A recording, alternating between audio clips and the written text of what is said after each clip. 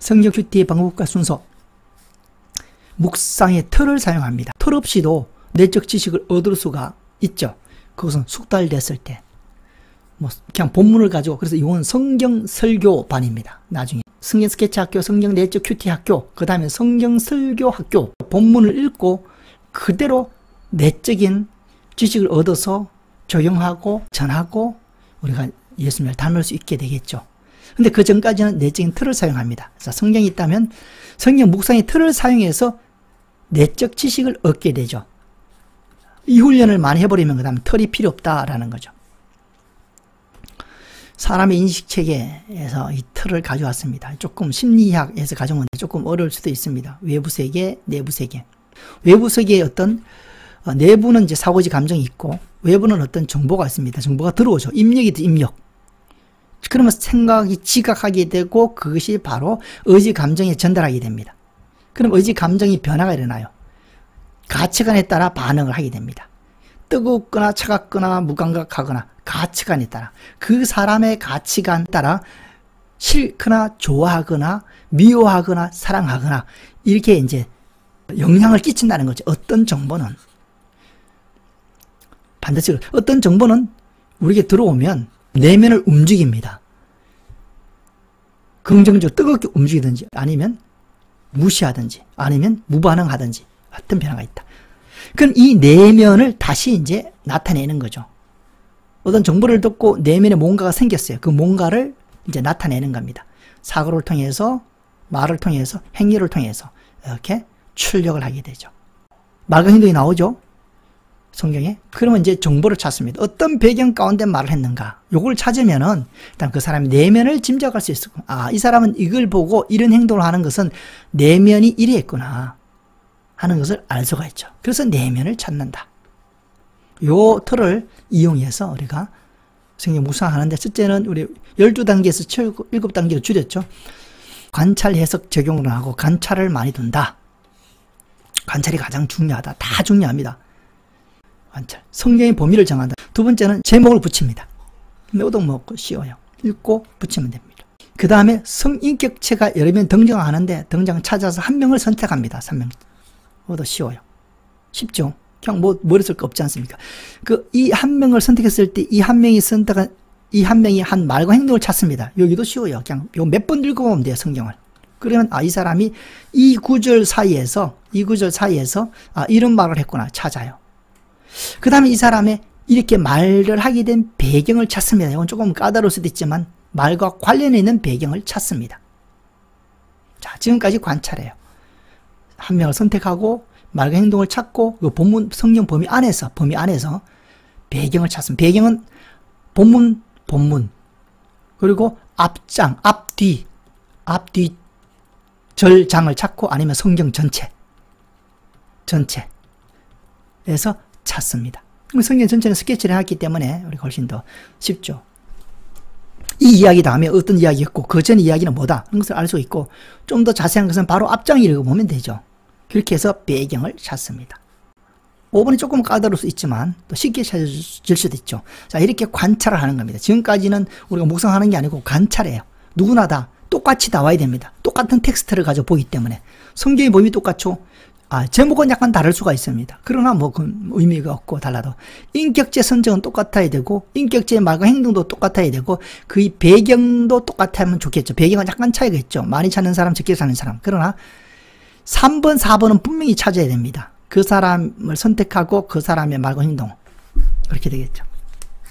이렇게 찾아놓고 그 다음에 이제 해석을 하죠. 해석을 해서 뭘 찾느냐? 내면을 찾습니다. 아까 말한 것처럼.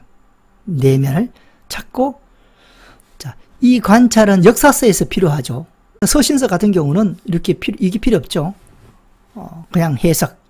그 사람이 말하는 것을 읽으면서 영적인 어떤 주제에 초점을 갖고 그 사람이 전하려는 의도가 뭔가, 영적인 의도가 뭔가를 생각하면서 본문을 읽으면 됩니다. 이 관찰 대신에. 서신서, 시문서, 예언서는. 그리고 이제 해석보다는 똑같죠. 읽고 나서 역사서는 이런 과정이, 이런 작업이 필요한 거고 서신서나 시문서, 예언서는 이런 작업이 거의 필요가 없다는 거죠. 필요할 때도 있지만 거의 필요 없고 그냥 언어를 통해서 언어를 통해서, 성경 구절을 통해서, 언어를 통해서 그 사람의 내면을 찾는 어떤 의도, 전하려고 하는 의도가 뭔가 찾는 거죠. 그 다음에 적용합니다. 내면을 찾으면은 예수님을 닮도록 적용해 간다라는 거죠. 그래서 이렇게 성경 노트. 그래서 이것을 노트로 쉽게 합니다. 첫째는 성경의 범위, 둘째는 성경의 제목, 셋째는 인격체를 찾아서 선택하고, 네 번째는 그 인격체의 말과 행동을 찾고 본문 속에서만 찾죠. 그 다음은 다섯 번째는 배경을 찾습니다. 본문이나 앞장이나 성경 전체에서 그 배경을 찾고, 그 다음에 이제 행동이 두 개면 가, 나, 세 개면 가나다 이렇게 가는 겁니다. 그 다음에 이제 묵상을 합니다. 제 내면을 찾고 그 다음에 예수님의 내면을 담도록 한다. 이렇게 노트로 활용해서 우리가 공부를 하고, 이것을 수백 번 하다 보면 그 다음에 노트 없이도 점점점 본인들의 실력이 늘어난 걸 느끼겠죠. 노트 없이도 성경을 읽고 바로, 그래서 바로 설교도 가능합니다. 바로 읽고 바로 설교도 가능하다. 바로 설교도 가능하는데 설교를 준비하면 훨씬 더 가능하겠죠. 성경을 읽고 내가 무엇을 찾고 무엇을 알아내서 무엇을 전해야겠는가라는 것은 코스를 알기 때문에 빨리 설교 준비를 할 수 있고 시간을 낭비하지 않을 수 있죠. 본문을 통해서 내가 무엇을 본문을 통해서 묵상해야 되는 걸 알기 때문에 쉽게 찾을 수 있다. 이게 관찰, 해석, 적용 이렇게 나갔죠. 관찰, 해석, 적용. 자, 이제 성경 해석의 역사가 구약부터 어떻게 지금까지 쭉 해석을 해왔지 하면 쫙 훑어보는 것이, 지금 우리가 지금 하고자 하는 큐티 묵상이 어느 위치인가를 파악할 수가 있는 거죠. 시대마다 다르게 성경을 해석해 왔거든요. 그런 전체적인 부분에 대해서 우리가 좀 이해가 필요하다. 그래서 성경 해석의 역사를 간단하게 보고자 하는 거죠. 그래야 우리가 큐티하고 묵상하는 이 위치가 어딘가를 알 수가 있죠. 성경 해석의 역사는, 성경 해석의 역사 시작은 언제부터 시작했는가? 성경 스케치식으로 한번 봅니다. 성경 쭉 보면 왕국 이전 시대, 왕국과 그 이후 시대, 예수 시대, 사도 시대. 시작은 여기입니다. 자, 여기는 우리가 무슨 시대죠? 포로 귀환 시대죠. 에스라 때부터 성경을 기록했고, 그 다음에 해석도 시작되고, 그래서 여기부터입니다. 이건 이제 구약이에요. 여기 이제 신약이니까 구약. 여기서 시작했다. 감을 잡고, 자, 여기서 시작해서 이때는 구약입니다. 구약 시대의 성경 해석, 예수 시대의 예수님의 성경 해석, 사도 시대 사도들의 성경 해석, 그다음 교부들의 성경 해석, 그다음에 중세 시대의 성경 해석, 그다음에 종교개혁 일어나서 종교개혁 시대의 성경 해석, 칼빈, 루터, 쩌빙글리 이런 종교개혁 시대의 성경 해석, 그 다음에 근대 시대의 성경 해석, 그 다음에 현대 시대의 성경 해석, 현대 시대. 그리고 그 다음에 요즘입니다. 최근. 지금 우리가 최근에 있죠. 이런 쭉 성경 해석이 쭉 있다는 거죠. 그래서 어떻게 성경 해석을 쭉 해왔냐. 성경을 우리가 바르게 해석하는데 필요한 어떤 정보를 찾는 정도로만 공부를 하되 아주 간단하게 합니다. 아주 간단하게. 그래서 이제 구약시대 성경 해석까지만 오늘 봅니다. 해석은 대표적인 것이 이렇게 한 4가지 정도만 나왔는데 더 있을 수도 있죠. 이제 이런 4가지. 문자 중심으로 성경을 해석하는 학파, 삼마의 학파. 신명 21장에 보면 완악한 아들을 돌려 쳐서 죽이는 처형법이 기록되어 있는데, 삼마이는 거기서 이렇게 해서 부모가 그를 잡아가지고 라는 성경 구절을 해석합니다.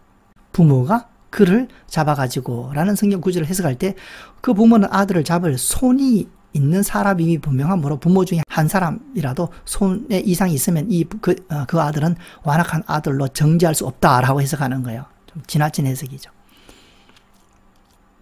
부모 중 하나라도 지체장애자이거나 시각, 청각 장애자이면 그 아들을 완악한 아들로 정죄할 수 없다. 그렇게 해석하는 겁니다. 그건 예외다라는 겁니다. 자식이 악해도. 그리고 끌어내어라는 단어가 있고 말하기를 단어가 있고 우리의 이 자식이란 단어가 있기 때문에 부모가 시각장애자가 아니라고 해석을 하는 거고, 우리의 말을 순종하지 아니하고 란 말은 부모가 청각장애자가 아니라는 뜻이기 때문이다. 이게 어떤 그 단어 문자 중심으로 하려고 이렇게 해석을 하죠. 미드라시 문맥, 문자적 의미보다 더 깊은 성경의 정신까지 들어가서 본문을 모든 각도에서 살피고 그리하여 본문의 명백하지 않은 의미를 추출해내는 주석을 말한다. 정신까지 살피다. 다 조금씩은 필요합니다. 문자도 우리가 필요하고 문맥도 필요합니다. 파세랄, 이것은 이것이다. 하나님, 나는 하나님과 하나다. 뭐 그런 거죠. 이는 이것이다. 해석을 하는 거죠. 해석을 하는 거죠. 나는 양의 문이다. 나를 해석하는 겁니다. 양의 문으로. 그런 어떤 파세랄과 같은 어떤 해석. 알레고리칼은 단어 밑에 영적인 의미가 있다. 어떤 이 말은 어느 정도 받아들일 수 있는 것 같은데 너무 이쪽으로 지나쳐 버렸다. 그래서 또 이제 문제가 되는 거죠. 완벽한 것은 없지만 약간의 문제가 있었다. 하여튼 구약 시대는 이런 식으로 성경을 해석했구나 하는 것을 알 수가 있고, 예수님의 성경 해석은 어떻게 했을까? 신적 권위로 해석했다. 예수님이 그런 말씀하시죠. 구약은 이렇게 말하고 있지만은, 율법이 이렇게 기록하고 있지만 나는 이렇게 말한다. 신적 권위를 가지고 해석을 했습니다. 우리가 예수님을 닮아야겠지만 절대 닮아서는 안 되는 것이 이거죠. 우리도 신적 권위를 해석하면 됩니다. 예수님이 이렇게 해석했는데 나는 이렇게 해석한다. 이렇게 하면 이단이 되는 거죠. 이거는 예수님만이 할 수 있는 독특한 성경, 예수님은 하나님이시기 때문에 가능하지. 닮으면 안 된다. 지금 예수 시대에 예수님의 성경 해석은 어떤가 보는 거니까 그렇게 해석하셨고, 구약의 말씀을 인용하시면서 해석을 하셨고, 파세랄, 이것은 그것이다. 나는 아버지와 하나다. 참 중요한 진리입니다. 아버지 뜻이 아니면 나는 아무것도 하지 않는다. 이게 참 우리가 진리를 파악할 수 있는 중요한 그 표현입니다. 우리가 참 거짓은 이게 진짜거나 가짜거나 이렇게 구별하는 게 아니라는 거죠. 출처가 중요하다. 하나님께서 나온 것이 선한 거고 하나님께서 안 나온 것은 선하게 보여도 선한 것이 아니라는 이 관점, 이 성경은 계속 굉장히 많이 나와 있습니다. 바울도 얘기할 때 그 쓸데없는 얘기 계속해요. 나는 예수 그리스도의 종, 한 번 하면 되는데 하나님부터 부르심을 받아. 예수 그리스도의 종, 이걸 누차 얘기하잖아요. 그리고 자꾸 얘기할까? 그게 가장 중요합니다. 바울이 암만 그 좋은 말을 전해도 그것이 하나님으로부터 나온 것이 아니면 그거는 진리가 아닌 거죠. 그걸 바울이 알기 때문에 나는 예수 그리스도로 말미암아 부름을 받았다. 내가 한 말은 내가 아니고 하나님께 받아 한 말이다. 뭐 그런 얘기한 거죠. 그 원조가 누구냐? 예수님입니다. 하나님의 뜻이 아니면 아무것도 하지 않았다. 그거거든요. 아주 중요한 진리라고 봅니다. 성경에 있어서. 그런 것들이 분별할 수 있는 눈을 우리에게 주는 거죠. 그래서 우리 사역도 마찬가지입니다. 내가 멋진 사역, 그거 안 됩니다. 하나님이 주신 사역, 하나님이 시키신 사역, 하나님이 의도하시는 일을 하는 것이 참된 그 자세다 하는 거죠. 모형론, 아담하고 예수 그리스도로 말미암아, 아담으로 말미암아 죄가 세상에 들어온 것처럼 예수 그리스도로 말미암아 구원이 세상에 들어왔다. 어떤 모형론, 그리고 알레고리칼 해석도 있습니다. 이게 좀 다양하게 쓰셨다 하는 거, 다양하게. 자, 그 다음에 사도들. 사도시대. AD 100년까지 예수님의 제자들이죠. 예수님 이제 성천하시고 그 뒤에부터 사도들은 미드라시, 문맥, 미드라시는 문맥이죠. 그다음에 파세랄, 모형, 뭐 이렇게 이런 어떤 뭐 다양한 게 좀 더 있겠죠. 이런 형태였고, 이제 교부. 자, 그러니까 100년부터 590년까지. 중세는 이제 1500년이니까 100년부터 1500년까지 다 포함되어 있죠. 일단은 교부 시대. 이 두 가지 학파가 있습니다. 알렉산드리아 학파하고 안디옥 학파. 특징은 뭐냐? 알렉산드리아 학파는 알레고리칼 해석입니다. 이게 이제 문제가 많죠. 성경 속에 하나님의 그 뜻이 있다라는 것은 문제가, 그런 큰 맥락에서는 문제가 없지만, 이게 문제 되게 많은 것은 그 방법에 있어서 너무 엉뚱한 방법을 쓰는 거죠. 근데 뭐 100% 틀린 건 없죠. 어느 정도 일리가 있는 것도 있지만 하여튼 문제가 많다.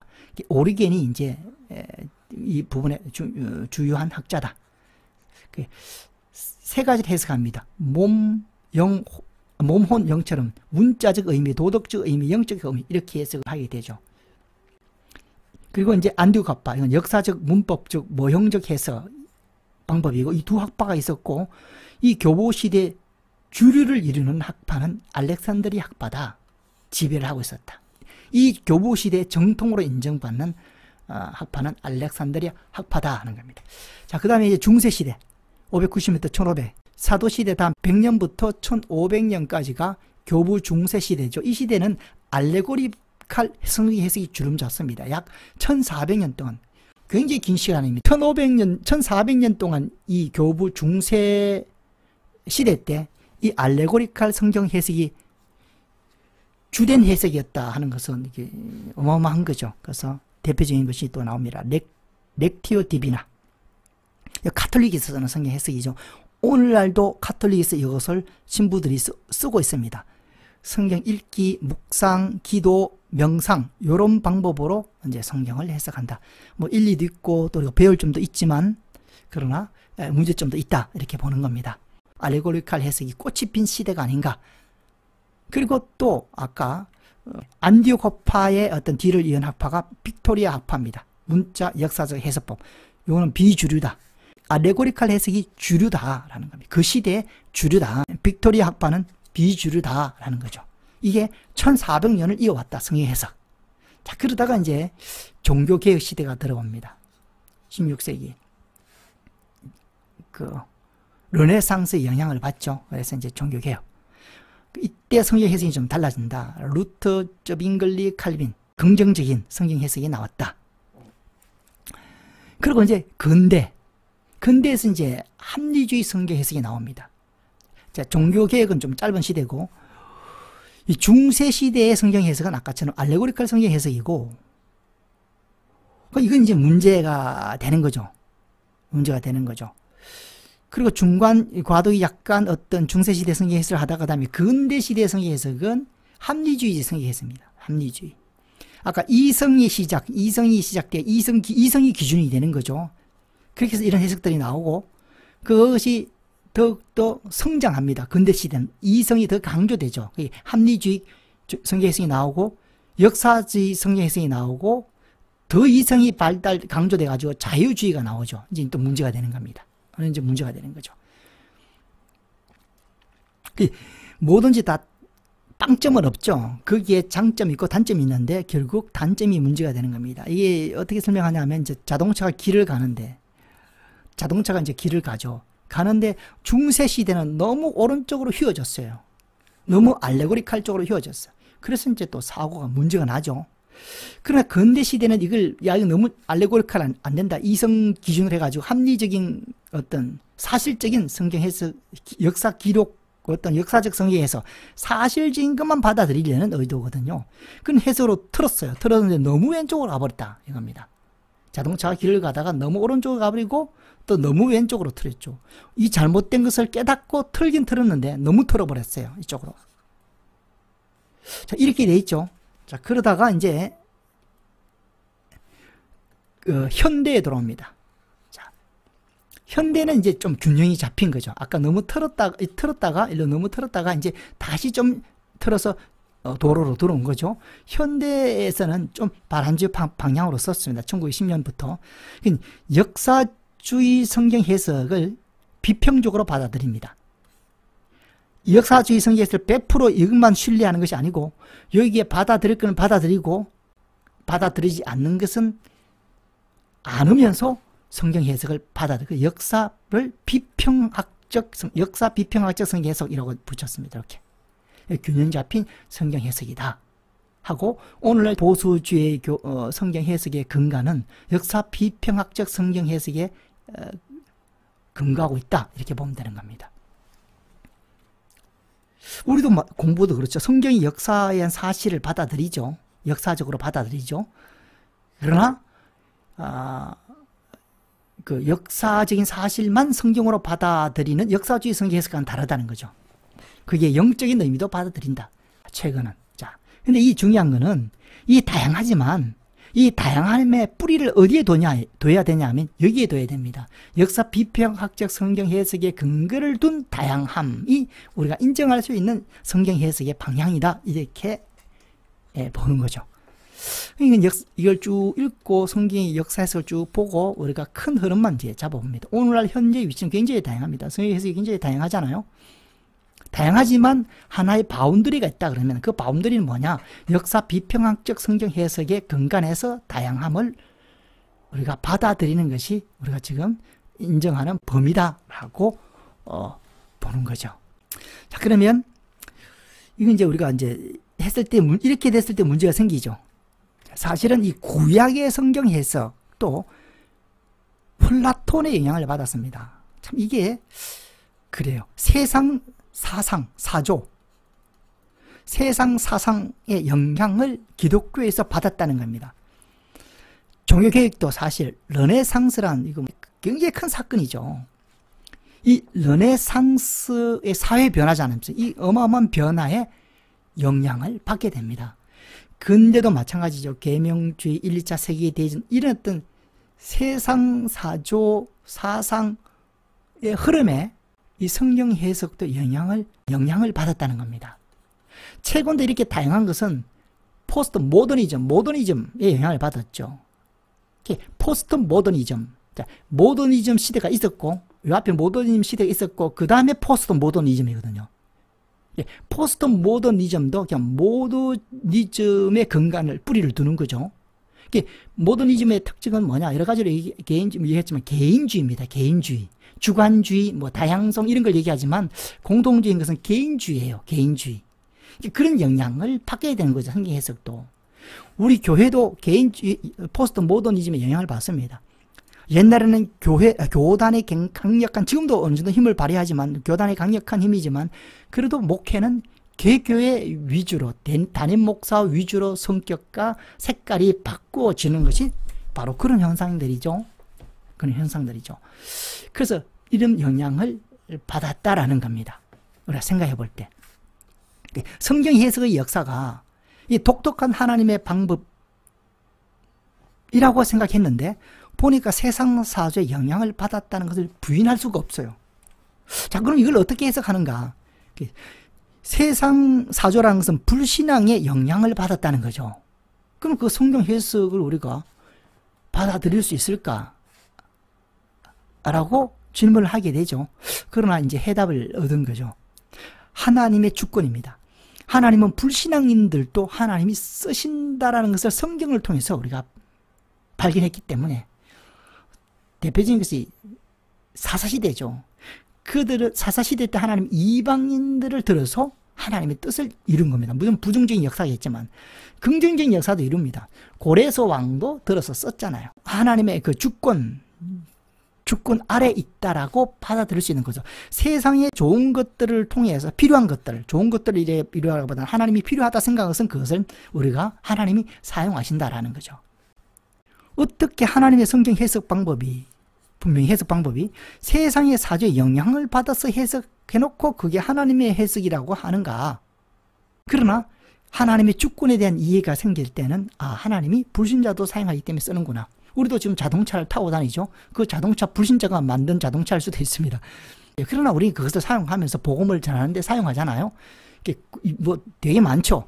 그 하나님은 불신인들도 하나님의 주권 아래 있고 필요했다에 쓰셨다라고 받아들이고, 이 해석들은 다 불완전한 해석들입니다. 장점도 있고 좋은 점도 있지만 다 불완전한 해석들이에요. 그러나 어차피 인간은 불완전하죠. 그러나 그 불완전한 인간을 통해서 하나님은 그 불완전한 인간들의 불완전한 성경 해석을 통해서 하나님께서는 하나님 이루고자 하는 뜻을 이루어 오셨다라고 믿는 거죠. 하나님의 주권과 하나님을 믿는 겁니다. 하나님의 어떤 그 능력을 믿는다 할까요? 하나님을 믿는 거죠. 그래서 불완전한 해석들이라도 하나님은 사용해왔다. 우리가 사역하는데 우리가 뭐 완벽하게 사역하나요? 우리도 잘못하고 실수도 있고 부족한 점이 있지만 하나님은 그런 우리들을 들어서 사용하듯이 불완전한 해석들이지만 하나님은 그것을 통해서 사용하셨다. 그리고 세 번째 이 성경 해석들의 특징은 뭐냐? 이 싸움은 뭐냐? 방법 위주입니다. 방법. 알레고리칼이냐, 역사적이냐, 역사 비평학적이냐, 이 방법적인 어떤 이슈에 다툼이 있었고 어떤 싸움이 있어 왔다라는 거죠. 그 흐름이. 이런 특징들을 보인다. 그럼 우리 성경 내적 큐티는 어디에 있느냐? 우리는 목적 위주입니다. 어떤 하나의 어떤 그 방법만 주장하는 것이 아니고 목적 위주. 그 목적이 뭐냐? 예수님의 내면을 담는 그 목적 위주의 성경 해석이다.